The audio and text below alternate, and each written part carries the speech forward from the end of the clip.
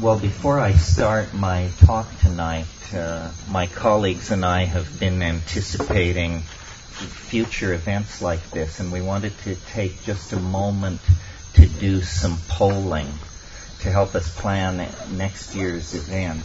And so taking you as a representative of people who attend these things, it would be very helpful to us if you respond.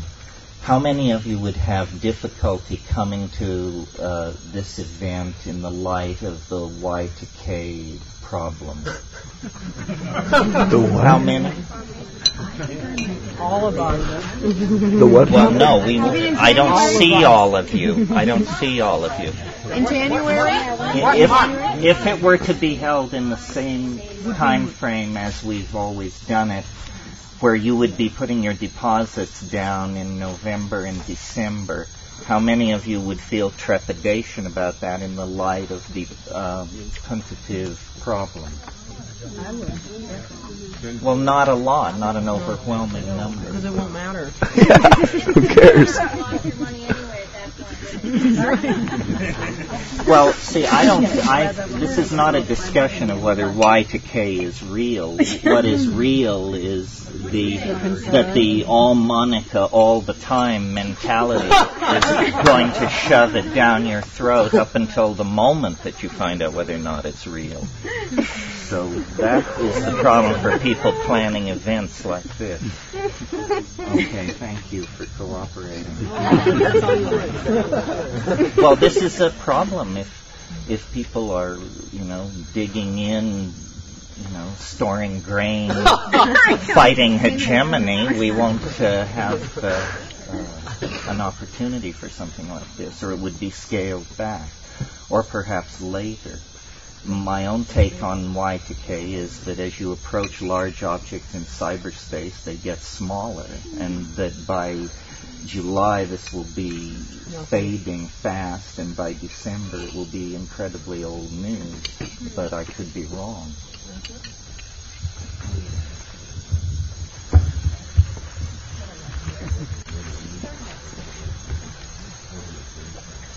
Terence, I would suggest that later in January we check in. Ease everybody's conscience with any plane issues will be taken care of in the first 2 weeks probably. Yeah, we're thinking that a little bit later is better, even mid-February. Anyway, we'll keep you apprised of all this. Well, so then let me turn to the main event. I've got a snoot full of tequila and a messianic mission, pawing the ground to talk to you as usual.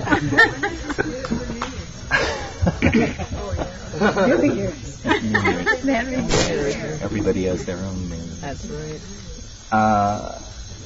I guess the title of tonight's talk is Linear Societies and Nonlinear Drugs, which is something that I just had to pull out of the air when Ken finally slammed me to the wall for what I would be talking about this night many months ago. But more and more for me, especially with this group, these things have become sort of summations and I guess I hope convivial examinations of just where we are, we each and every one of us, and then this enterprise, whatever we mean by that, in the context of everything else that's happening in the world. In other words, the psychedelic experience, the entheogenic experience, contextualized. And as I try to think about, what, if anything, I can bring to the party, I guess it's that what I'm interested in is psychedelics as a philosophical tool. And when I concretized that for myself, I realized there's no claims on that part of discourse. No one wants to do this. Academic philosophy is done in a very formal manner, and the most exciting is incredibly stuffy.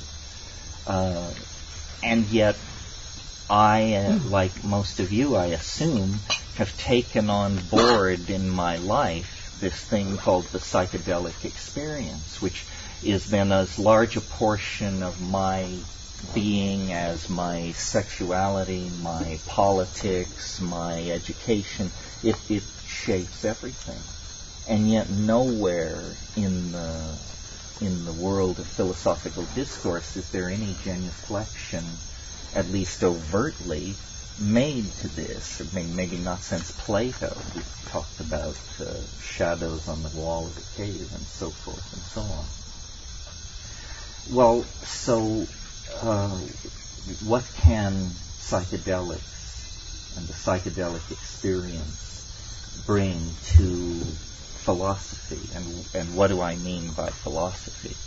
By philosophy, I mean the enterprise of discursive thinking, trying to understand what the world is and who's asking the question. You know, where did the world come from? Where is it bound? And who's along for the ride? And it seems to me that we, as a community, have, this is sort of hard to wrap your mind around, at least for me, but we have, in a sense, inculcated into ourselves the image of an underclass, so that we struggle for legal toleration of our practices and our habits, but we don't struggle for intellectual legitimation of our visions. We accept that they are somehow contextually marginal. And as I thought about that, I realized that is a limitation on the community, that the information which is coming from the psychedelic experience as interpreted by Western people is primary evidence for the need for a major paradigm shift in the whole way the Western mentality does business. Well, what kind of evidence and what kind of shift? Well, there's a lot of talk in our community, and there has been for many, many years, about shamanism. And when we seek to legitimize ourselves through a historical argument, we reach back to shamanism and we say we're part of something which is 100,000 years old and worldwide and touched the spirit long before the shadow of the cross fell over Jerusalem, and so forth and so on. All true.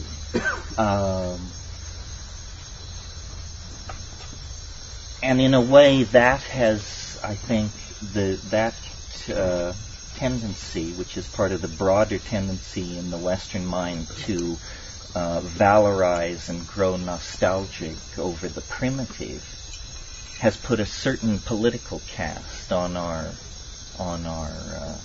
stance and our position. But what we are is, again contextually, is a culture of science. And I'm speaking now of our community. It's the Albert Hoffmans and the Dave Nichols and the Sasha Shulgins who have kept our canoe afloat. These are men of science. It's methods, it's vocabulary, it's culture. We have not, though we certainly honor those people and love them, as their rhetoric is not the primary rhetoric of the larger community of psychedelic users, which tends toward this, as I refer to it, this shamanistic aboriginal nostalgia. Then let me just turn left here for a moment and say, I feel more comfortable with the scientific end of things. I think the news coming out of science is the most psychedelic news there is. When I go to the internet, I go to things like Science Alert and the Hubble Picture of the Day and this sort of thing. And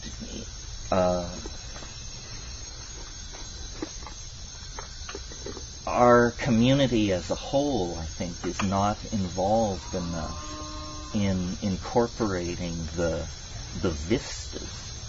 If, while we struggle to legalize psychedelics, psychedelic thinking is everywhere triumphant, because the instruments built by linear science throw open doorways on the unimaginable. And the most revered and hoary hefes of the scientific establishment have to genuflect before this stuff. I mean, what am I talking about? Well, for example, Science magazine wrote last week that the most important scientific breakthrough of 1998 was the apparent observation and agreement upon that observation by the astrophysical community of a cosmological constant. This sounds like very deep physics, but if I give it to you as a headline, what it means is the entire universe, every atom and every empty space of it, is ruled by a very weird force that has now been seriously known to science for precisely 5 months. A force which is apparently going to overcome gravity's tendency to collapse the universe and to cause it to expand in a very explosive and counterintuitive and psychedelic fashion that is the complete confoundment of the core science that Western linear thinking has built. And of course there weren't riots in the streets and the electricity didn't fail, but at the very pinnacles of the antenna of the evolving civilization, there was a shudder felt in the force, you may be sure.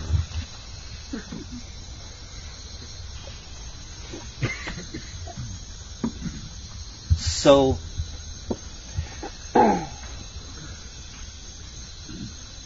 there are two much larger forces than our community that are in play in terms of shaping the cultural modality. And I would call them, what would I call them? Well, I would call one of them science. It's the other one that I'm having trouble with. It is everything which is not anchored in the rational. The 20th century is the most spectacularly celebratory, has the most spectacular celebratory affair with the irrational since the 16th century. I mean, never before have so many prophets, wizards, wise women, casters of runes, and seers of visions moved among the people, plying their wares. And part of this is brought on by the tension between the failure of the education system at the very moment of an inflationary expansion of knowledge, so that it's very hard to be au courant in all fields. And if you're not current in a field, then probably your version of that field is some kind of story, a myth. I mean, if you can't keep up with quantum physics, why not fall back on archangels? It requires less intellectual engagement or something like that. Discourse is fragmenting. Fields of discourse are evolving vocabularies so rapidly that the understanding of these vocabularies is not penetrating very far beyond the core group of workers. So then this is creating kind of islanded systems of self-reference, where outside those systems of self-reference, information doesn't travel.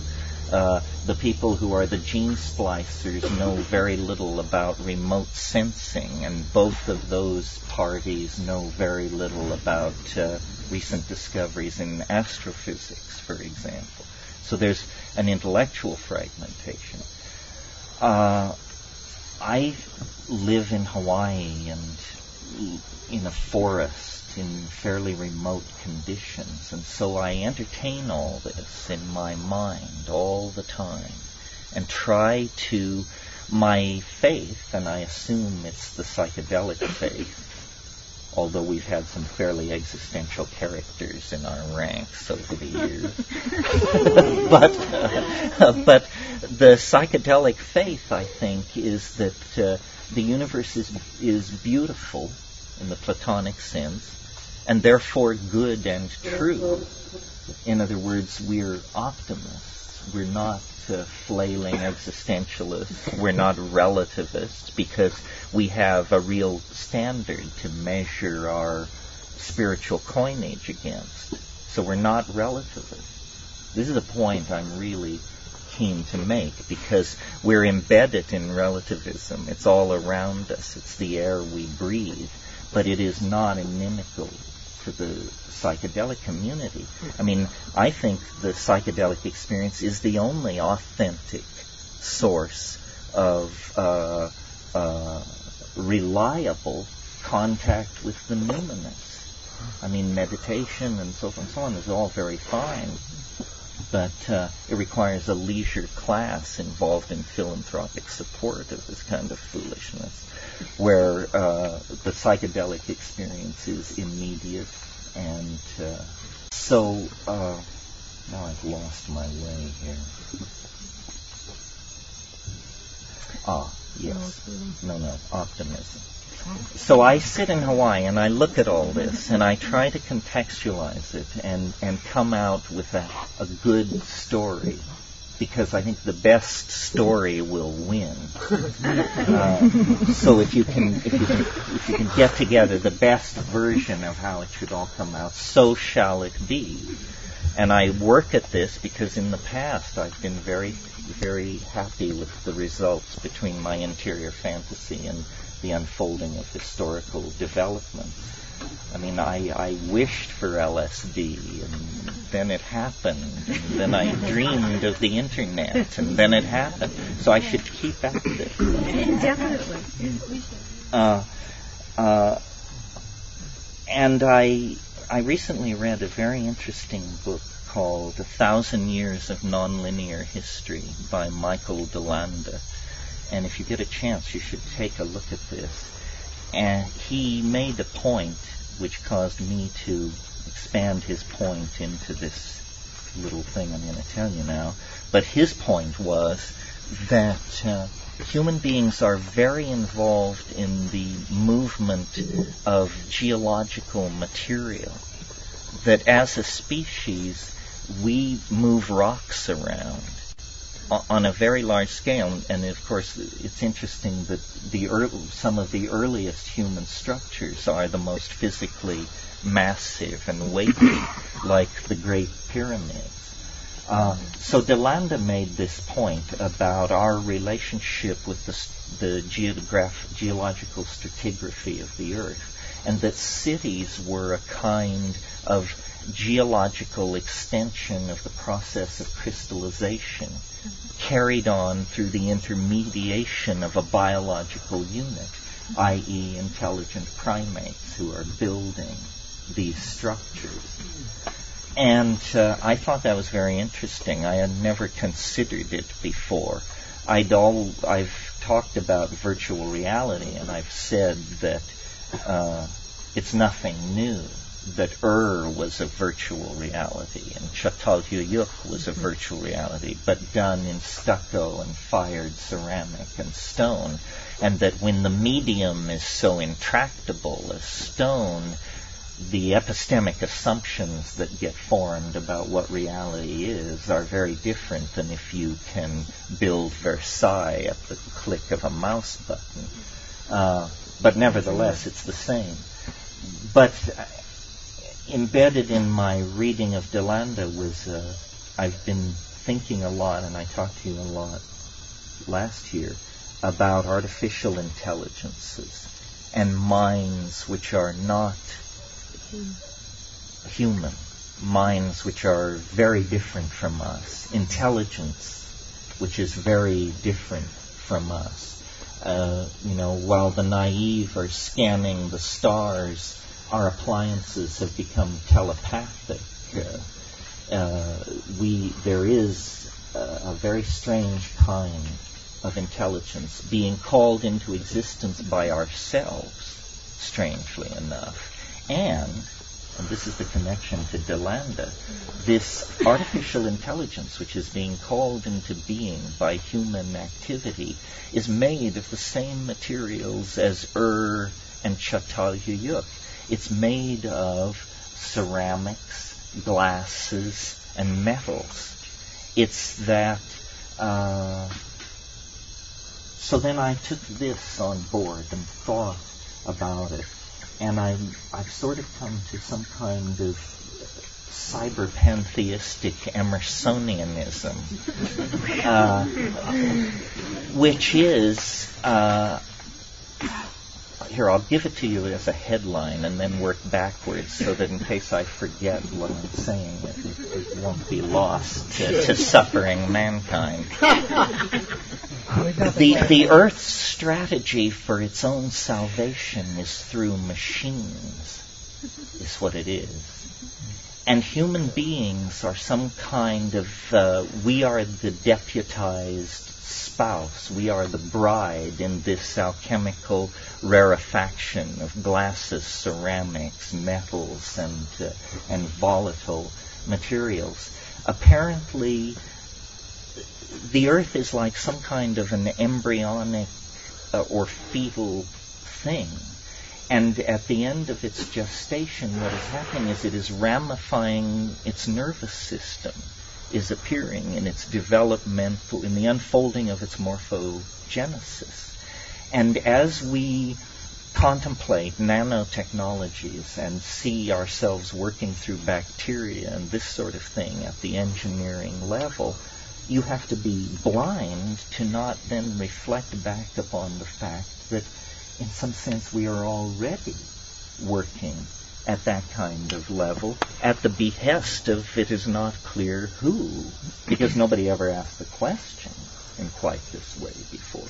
The answer to who, I think, is the Earth. And that what lies ahead at the end of the linear tunnel of Western subjectivist, positivist, structuralist assumptions that we've been operating, when we hit the end of the tunnel and burst out into the larger mental space of cosmic evolution, what we are going to find is that we are partners, actors in a cosmic drama that involves the Earth at one polarity and machines at the other polarity as the expression of the will of the Earth toward a kind of self-reflective transcendence that is achieved through machine-human biotic symbiosis. And this is, there'll never be a headline which says this. Some people won't even notice that it's happening because these large-scale processes can be described by many metaphors at many depths. But I'm telling you, I think this is what's going on. The reason I like this story is because it's not a story about processes out of control. It's not a story about human guilt.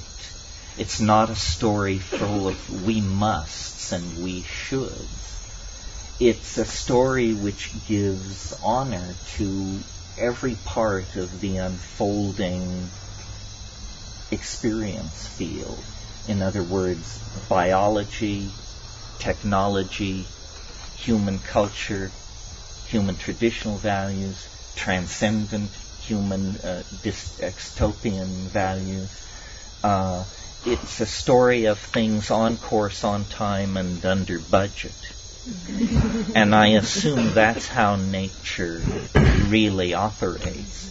And that we live inside some kind of anxiety-producing culture that is a necessary, I don't want to say evil, but a necessary response to conditions of stress.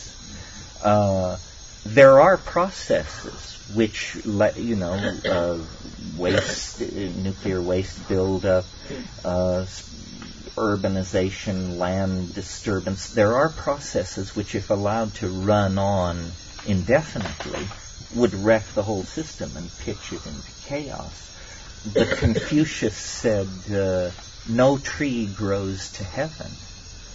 And what he meant by that is it's fruitless to project any process to infinity, because any process projected to infinity creates some kind of catastrophic scenario. If no fruit flies died in 6 months, the Earth would spin out of its orbit from the weight of fruit flies. No, I don't think that's true. But what an image, right? Somebody once told me if the Earth completely disappeared except for its nematodes, that you could still see the outlines of the continents if you were standing on the moon. I thought, now just who gathered this?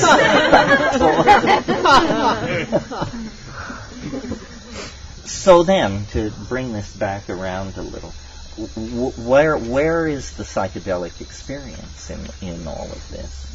Well, it used to be called, or at one phase it was called, consciousness expansion. And consciousness expansion in human beings is going to become an absolute necessity, because we are summoning out of the woodwork of cybernetic technology machines that are going to require super intelligent humans to direct and have discourse with them. This is happening. It is already happening. I mean, the internet is this. I mean, it doesn't tap you on the shoulder and remind you to brush your teeth, but it is, a partner in the understanding of the world that is genie-like. That's the image I have when I sit down to it. It is all John Dee would have asked of his archangelic messengers. He wanted instantaneous information on the political situation in the courts of Europe. He wanted information on the course of the Drake's expedition, then on the other side of the planet. The internet is this kind of magical, intelligent prosthesis. And as I said, there won't come a dramatic moment, I think, a la Lawnmower Man or something like that. These things are much more seeping. The only people who, in fact, can see the game move against the background of the forest pattern are psychedelic heads. You have to think about this stuff, and you have to develop vocabularies for catching it in action.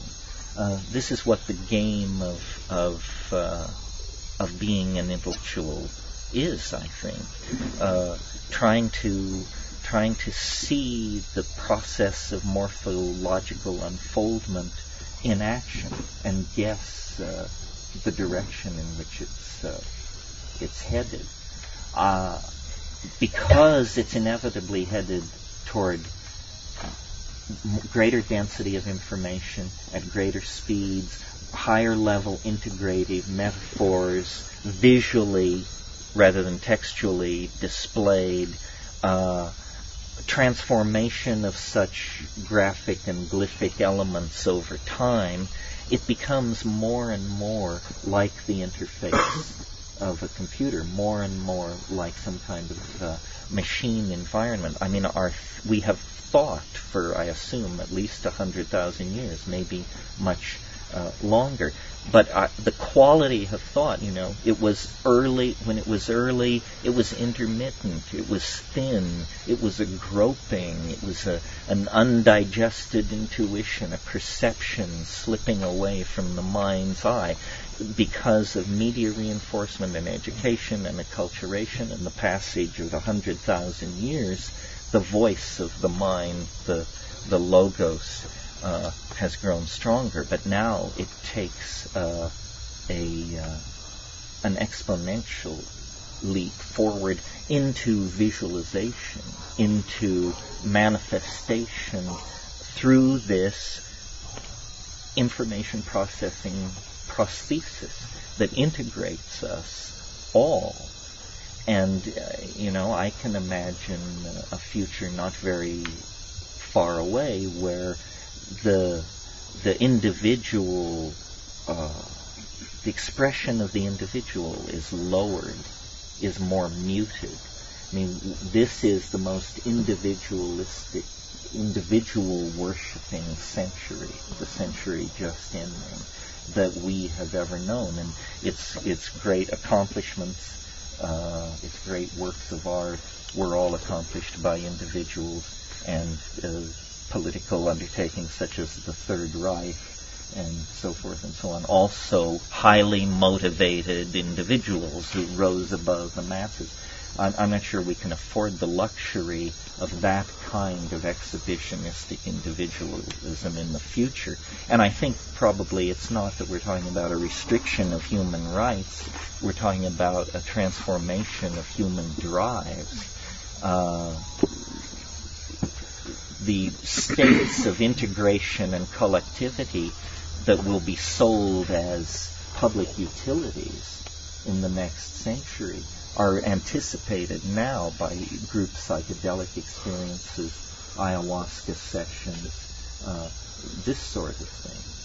And the dichotomy, and I think I made this clear when I talked about the earth and machines, the dichotomy between the natural and the artificial is an obsession of the 20th century, hence canceled now. In fact, a whole bunch of things are canceled. We were talking at home about how Roger Shattuck in his History of Dada said that the 20th century couldn't wait to be born. It was born in 1888 at the death of Victor Hugo. And then I said, well, so if it was born in 1888, when did the 20th century end? And I think it ended in 1992. It expired early with the birth of the World Wide Web. What defined all that, modernity, was mass media.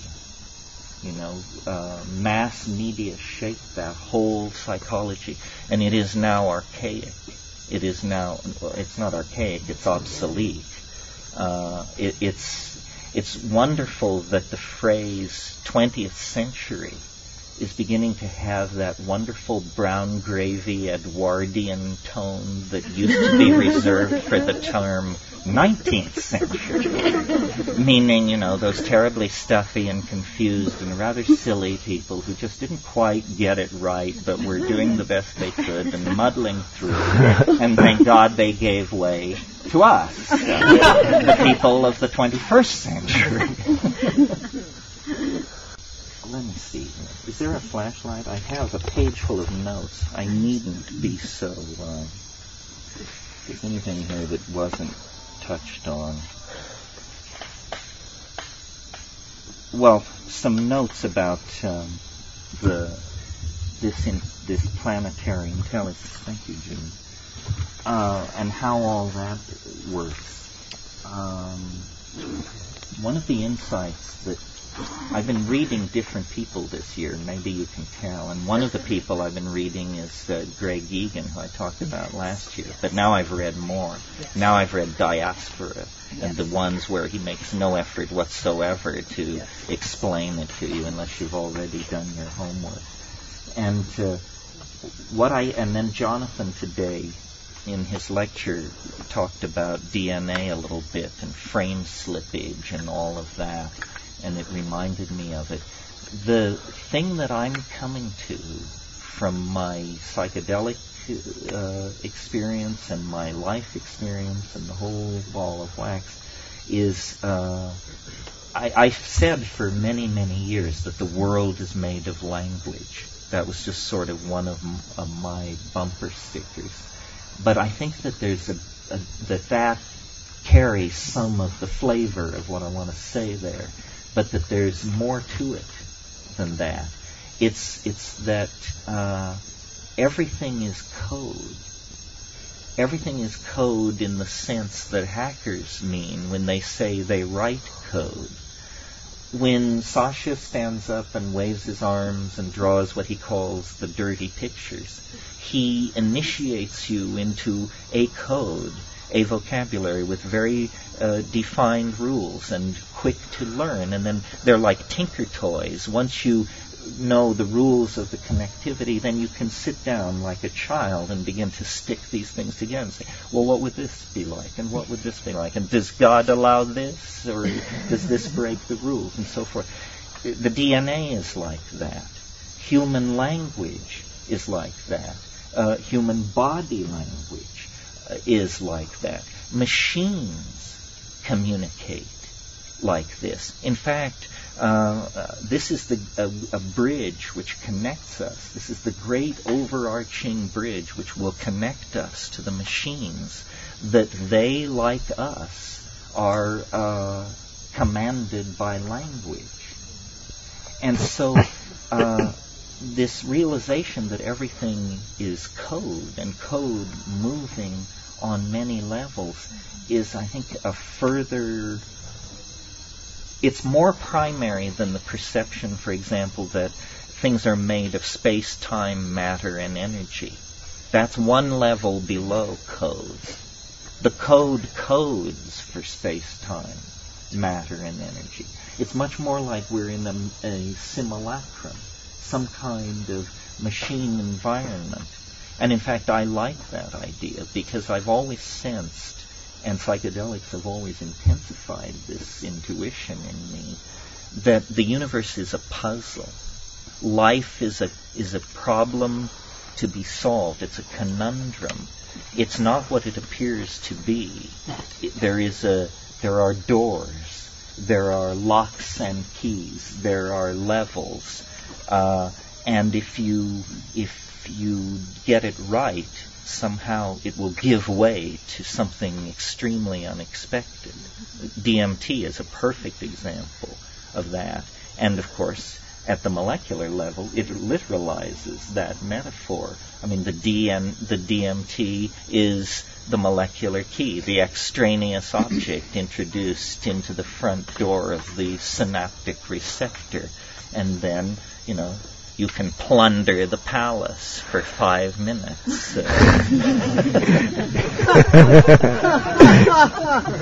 Well, if the world is code, then it can be hacked.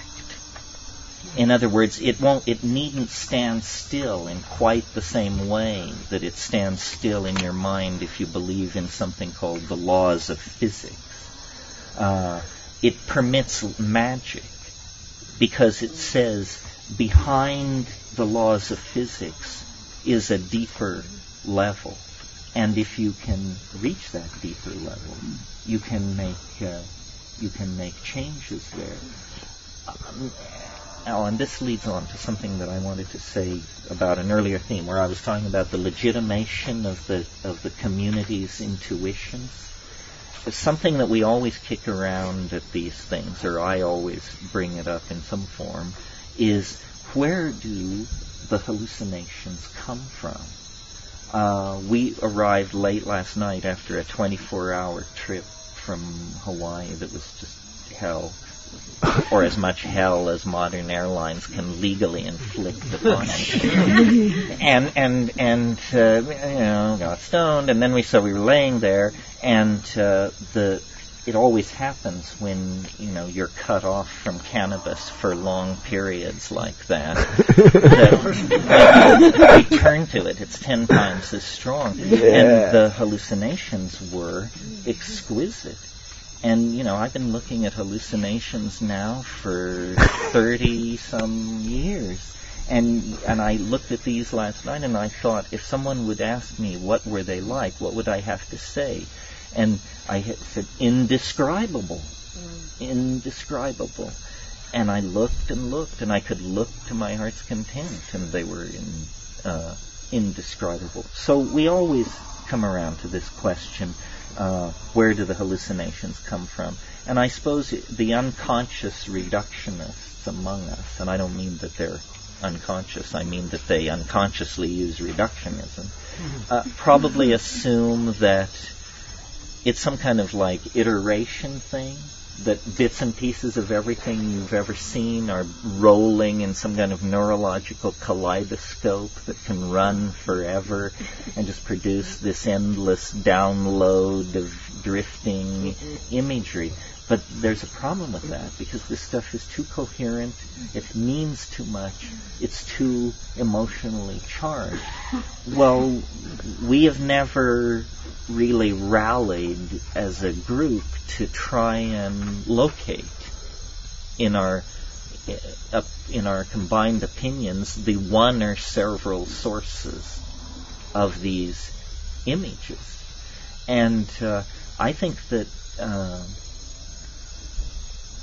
and I talked a bit about this last year, but I think this is legitimate perception of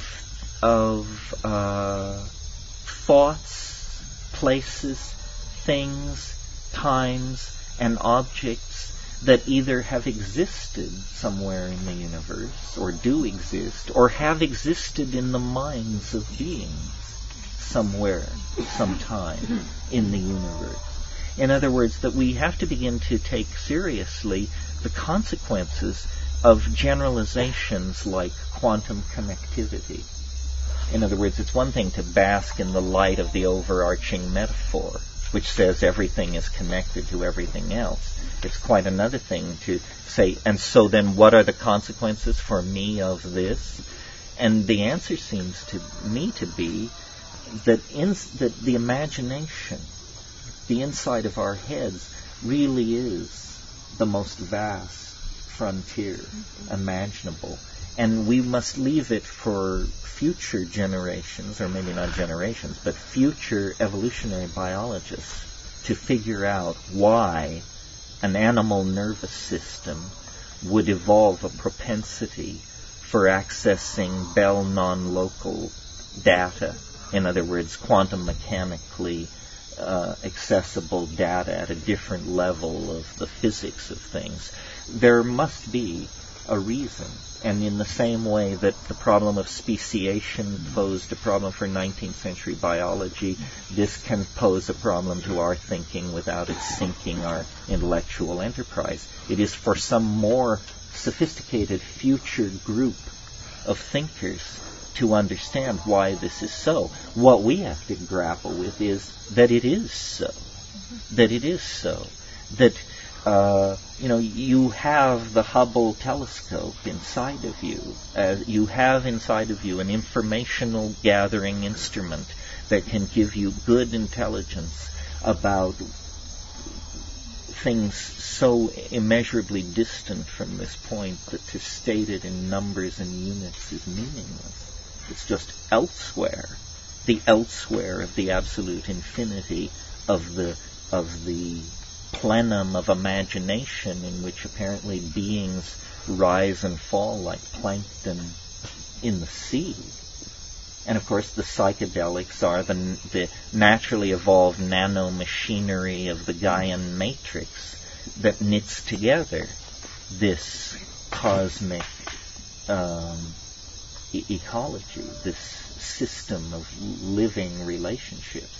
I'm not impatient with the idea of extraterrestrial life or intelligence, just its pop regurgitation.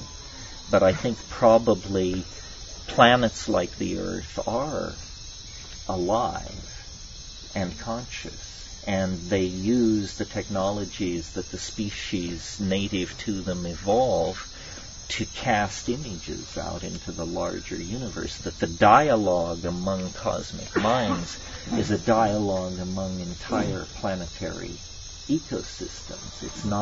It can't be trivialized into some take me to your leader scenario. Still less can it validate the unscheduled visit of pro bono proctologists from nearby star systems.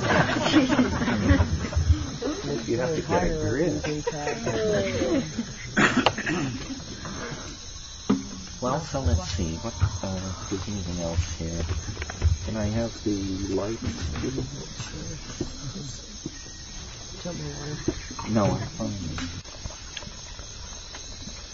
Oh, I know. One other thought that in assessing this year in science, I talked about omega, the cosmological constant. And that is really incredible. In fact, let me do a personal breast-beating thing and point out to you that this thing that they have come upon, omega, the cosmological constant, this absolutely, 50 years ago or so, Einstein called it the biggest blunder I ever made, because he played with the necessity of this thing to keep the universe from falling in on itself, and then he decided it was an unnecessary construct and that it led to such weird conclusions that it had to be gotten rid of. And so that was all very well and good until these recent measurements of the distances of certain supernovae carried out independently by several teams of astrophysicists brought the news that the universe is expanding faster than the laws of physics allow. And when they looked at how much faster, they realized that it called the cosmological constant back into existence.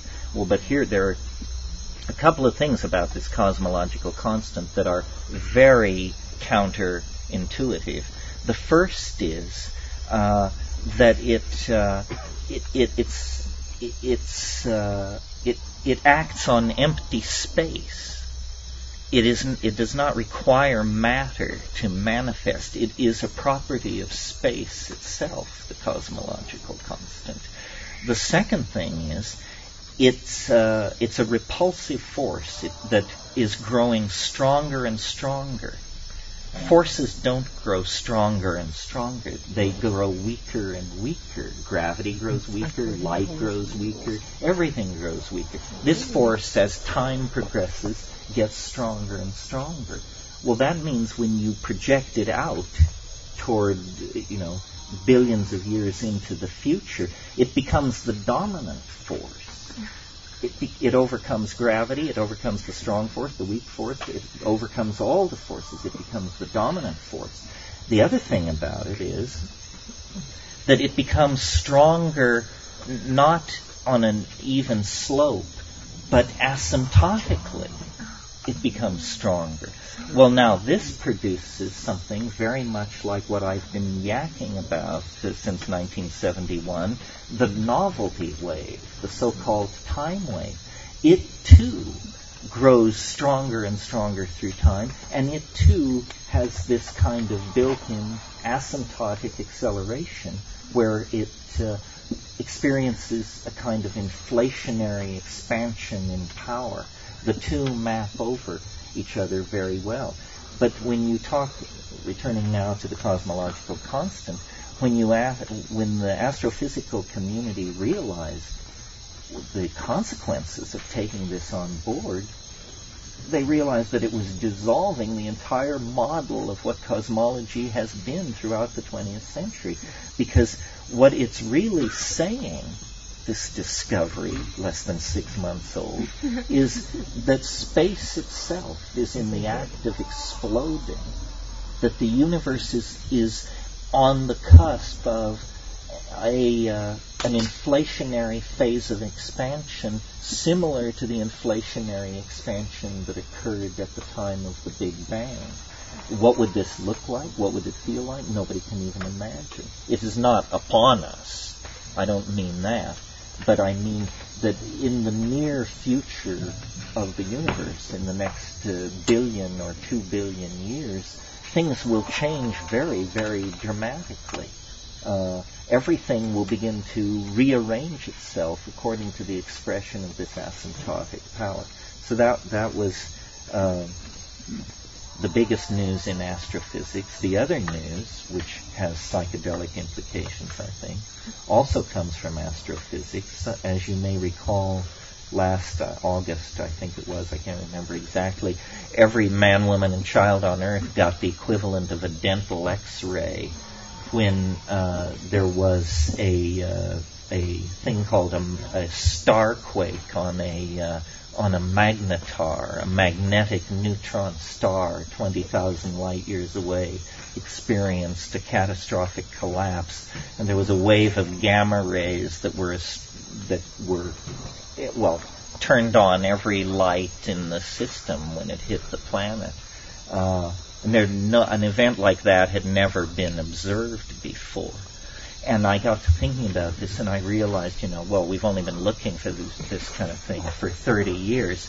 There's probably quite a bit of this kind of anomalous, high-energy, short-duration fluctuation of radiation going on in the galaxy. And then I had a kind of an image, I wouldn't say a vision, but a kind of an image of how things are really arranged on the larger level in terms of the galaxy. And the image was of a donut. And we're accustomed to being told that we're out at the edge of the Milky Way, where stars are few and far between. That this is the boonies, in other words. But I'll bet you the boonies are where biology thrives, because the low star density and the distance from the galactic core and these extremely energetic events at the core would create a kind of donut situation, where it's the toroidal area out near the rim where stars are slow burning and they don't collide with each other and planets can form, and you get the 5 billion year run you need to get to civilization. But a rule of biology and strategy and everything, and religious practice as far as that's concerned, is seek the light. Well, the light is at the core. And so then I saw, maybe the true seeking of the light requires biology to go into partnership with something beyond biology, because the environment at the core is so energetic. And I'm not suggesting the actual core. That's beyond contemplation. That's a black hole. No technology imaginable can get even near the event horizon of an object like that. Mm-hmm. But I mean in the vicinity of the galactic core, where the star density is 200 to 300 times greater than it is in our vicinity. Those kinds of environments are so fraught with peril for biology that probably downloading ourselves into machine symbiotes of some sort is the only way to go to those places. In one of Greg Egan's novels, he pictures a human future where this is one option. You can fuse yourself with a starship and set out to check out the neighborhood. Or you can join the Amish and till rye in Pennsylvania. Actually, I think you can't do that because something's happened to the Earth. But some Hamish possibility is still available. Well, this is not like the sort of thing the other faculty members will be talking to you about, which is an intense and primarily important download of the homework, the chemistry, the botany, the behavioral impact, the archaeology, the ethnography of these substances. I ask myself all the time, how are we different from other people? Are we morally superior? Are we smarter? Are we richer? Are we kinder to the people we meet? And actually, the longer I look, the less I can tell. There are extraordinary examples of all of these things in and outside of our community, and extraordinary nudniks and jerks inside and outside our community. But we have in our hands tools that I think, if people were correctly presented with them and understood without hype and hysteria and hyperbole what this psychedelic enterprise is about, that we would win them to our cause, because our cause is the human cause, the cause of thinking and communicating and building and bringing into existence new forms of beauty, new possibilities for being. And this can be done without psychedelics, certainly. But with psychedelics, it is accelerated. And it has a feeling not only of immediacy, but of, the only way I can put it is correctness. It isn't the lonely neurotic artist thrashing toward some kind of self-reflection. It's the firm guiding hand of a greater mind, the logos, the earth, I'm not sure, but a greater mind. I mean, true art truly is truly inspired.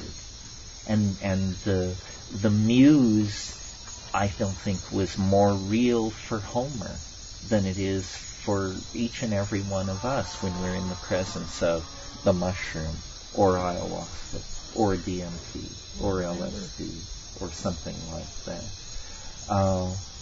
So, I suppose I will go to the grave with life as mysterious to me as I found it when I came to consciousness around 6 or 7. But I think life is, whatever it is, it's an opportunity of some sort. And the things I have been most grateful for were the things that I met at the frontiers of knowledge, of sexual experience, of psychedelic experience, knowing, feeling, and being one with being are how I would categorize that breakdown. So I think the future is bound to be very confusing and demanding for most people.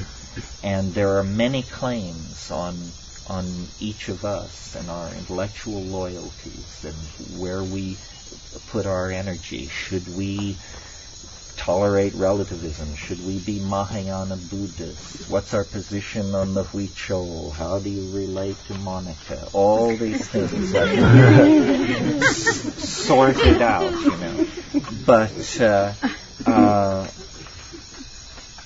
I feel actually like the thing that I always dreamed of in my early youth was a miracle.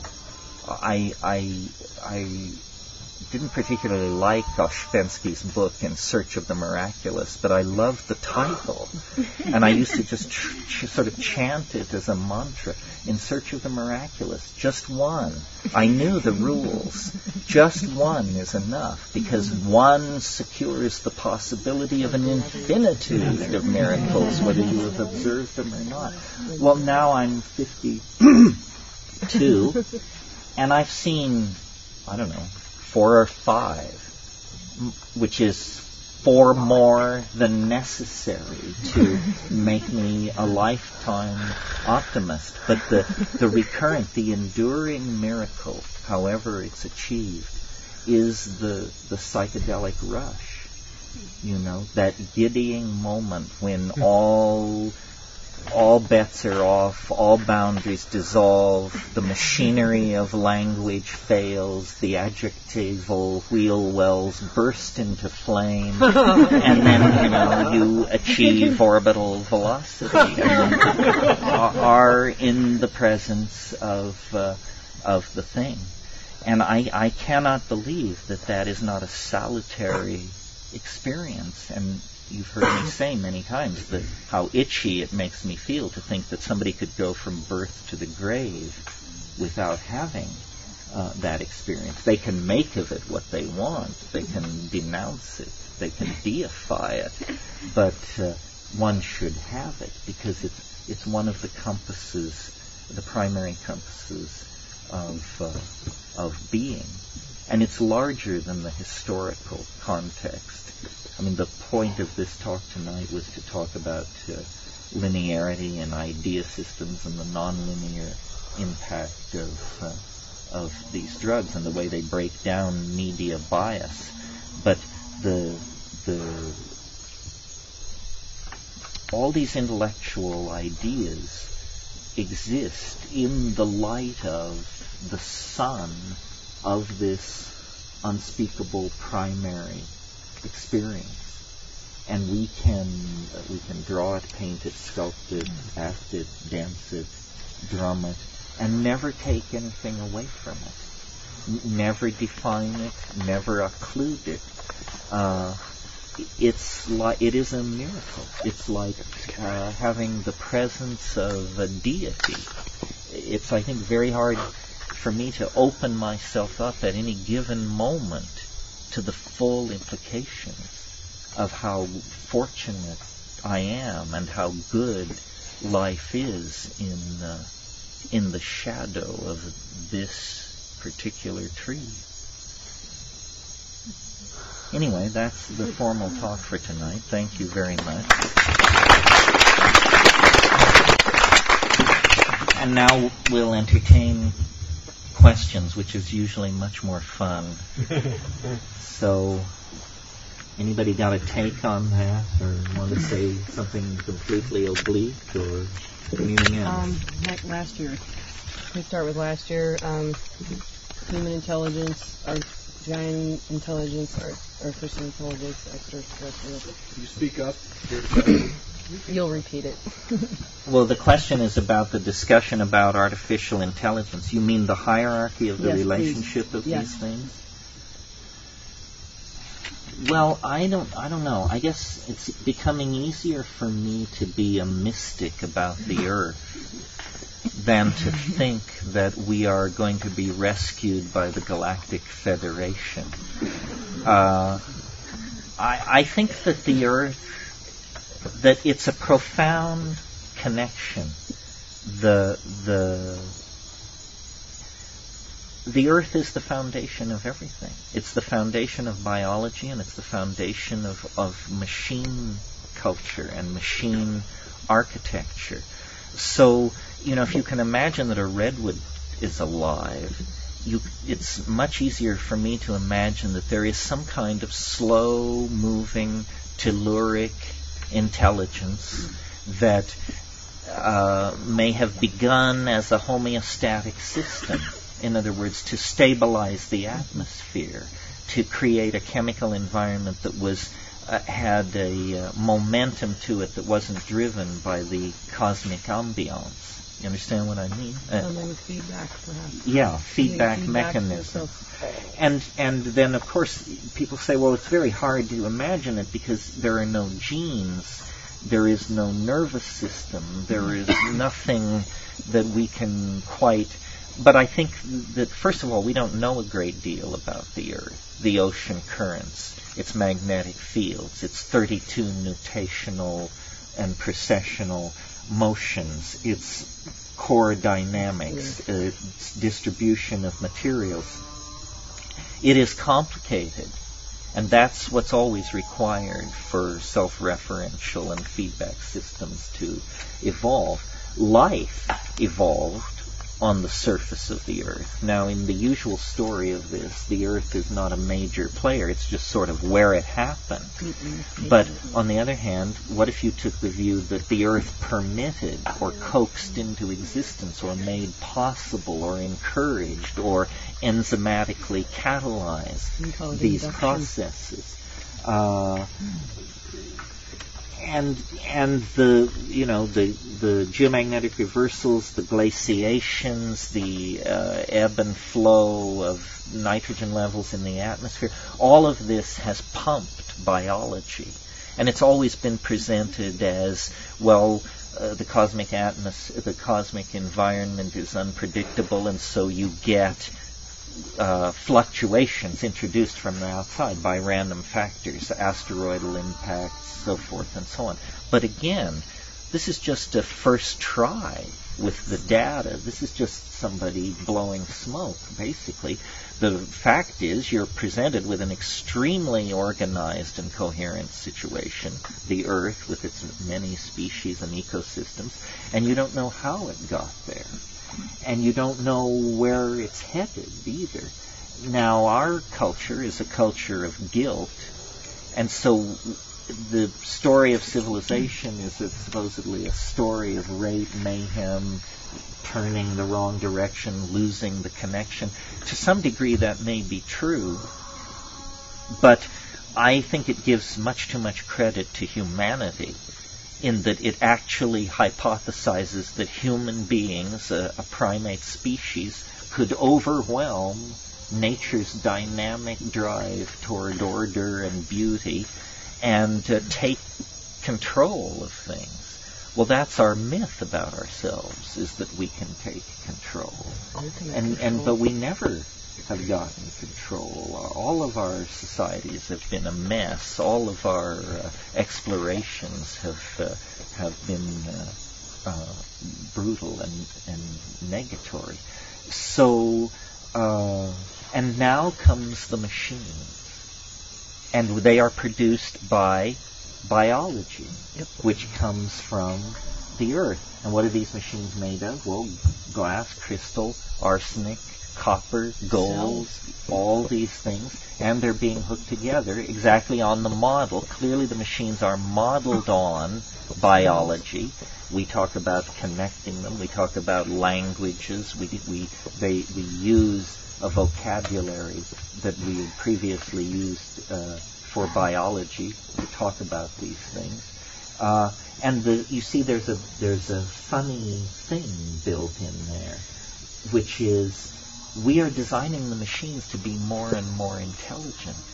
But what we don't understand is that they operate in a different universe from us because we operate at about 100 hertz. A machine you can buy down at any computer store operates at 400 megahertz. That means that you can run an eternity of human lives in an afternoon. It means, in a way, that we are creating a creature that lives in a different kind of temporal universe than us. And we are teaching them to design themselves to be ever more intelligent. And once some kind of intelligence arises, because it's intelligent, the first thing it does is design a more intelligent version of itself. Well, at 400 megahertz and with a worldwide amount of processing power to draw on, you can imagine something coming to embryogenesis in a matter of hours. Something emerging, recognizing itself for what it was, and then just starting up the ladder. And what would this look like to us, and where is our place in it? This is the adventure of the future. We are going to be a different kind of people because we're going to have to live in the presence of alien minds that will be manifestly and obviously alien. They won't hold back, and they're not going to be, at every moment interested in us either. In fact, we will become, a footnote in their encyclopedia of being, and what they become in our encyclopedia of being remains to be told. But this is all happening, and it's just a matter of the coalescence of technology and language before more and more people recognize it. As I say, there isn't a speed bump. There isn't a dramatic moment where everybody gets it. But when you talk to the people who actually work in these fields, they know, that this is the Faustian enterprise of all time. That this is the handing over of the destiny of the planet to the companion mind that our history and our science and our souls caused us to summon into being. It's pretty interesting, I think. Yeah, something else. Anything.